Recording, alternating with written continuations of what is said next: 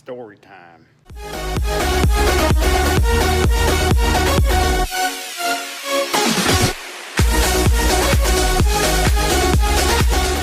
don't know if you guys have ever heard of the fake rope trick. It's where you have one person stand on one side of the road, another person on the other side of the road, and you act like you're holding the rope when cars are driving by, and they stop because they think you're holding something. So I saw this, happening all the time on YouTube and all that.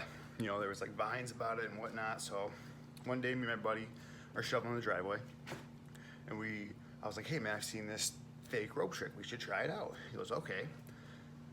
What you shouldn't do is do it on a main road, where it's 55 miles per hour.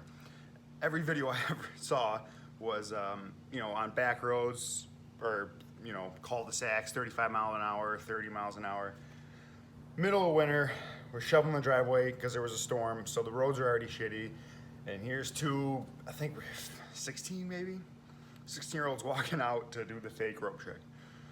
So we walk out, and there's a van coming around the bend going 55, and I was like, all right, act like you're holding it. So we sit there and we act like we're holding the rope, and the van starts to slow up and it comes to a stop, and I was like, oh my God, it worked. So I go, hey man, drop the rope. So we drop the rope and we start walking off.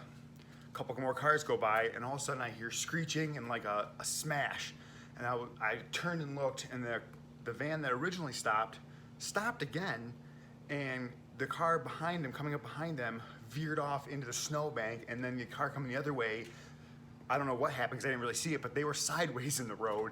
So I just said, run, and we took off running behind his house to where I fell and Superman down the driveway, sliding on my face. But we ran around the back, and he hid behind the pool, and I went inside and changed my clothes like I was never outside at all. And my buddy's sitting on the couch eating cereal, and he's like, whatever just happened, I had no part of. And I was like, I don't know what you're talking about, dude. So meanwhile, it's a big house, but meanwhile, the front door is right by the kitchen, and his grandpa was sitting there the whole time. Not one clue that any of this happened. Had no idea the cops were there, that we were questioned, that I was brought home. Nothing. And he was sitting right there. My buddy has 3 brothers, and they all look alike. And so the lady that hit the snowbank starts banging on the door. And my buddy's brother just woke up. He answers the door, and she just starts going off on him. And he's like, what the fuck is happening? He's like, I just woke up, and you're freaking out on me. And then the cops called the house, and my buddy answered it, and he asked if, we were outside, blah, blah. And we were just so nervous, so we were just like, yeah, it was us. So he pulls in the driveway, we walk out front. He's like, he wanted us to tell our stories. And so we tell the story, basically what happened. And he goes, so what were you holding?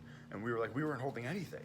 That's the whole point. And he goes, so you were just standing there acting like it? And we're like, yeah. He goes, that's kind of funny. And we're like, yeah, we thought so too. He's like, you shouldn't have done it on this road. And we're like, yeah, that's where we fucked up.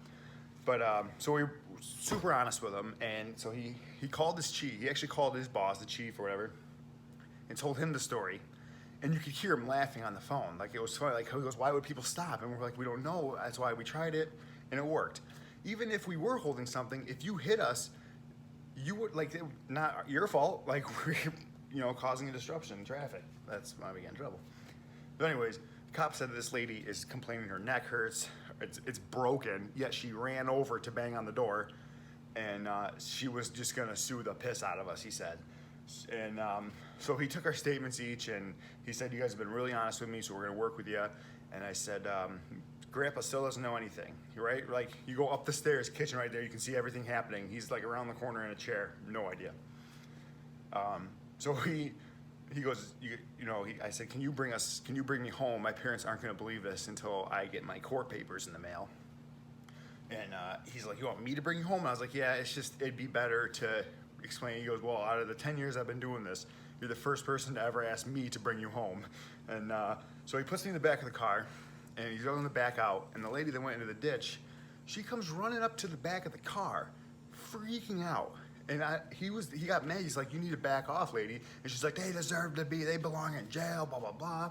And he's like, I got one in the back. I'm bringing him in right now. And when she looked in the back of the window, I just put my hands up like, not cuffed, bitch. Like, you're fucking, you hit a snowbank. But and she wasn't going. She saw the car coming, so she was slowing down already. So she didn't hit that hard. There was no damage to the car. She was fine, but she had a broken neck and a broken back, but she was running all over yelling. So like the cop brings me home, explains to my parents. He said that we've been really respectful and all this stuff. And a little time goes by, and then I get a letter in the mail from a guy out here that's a big auto injury lawyer, William Matar, hurt in a car, called William Matar. I get that letter in the mail, and I instantly knew. I was like, oh, fuck. So I open it up, this lady's suing us, medical bill, all this shit. So I said, well, I want to see fucking x-rays and stuff because you were running around. I even have the cop as a witness saying, you know, he saw you walking around screaming. You don't have a broken neck.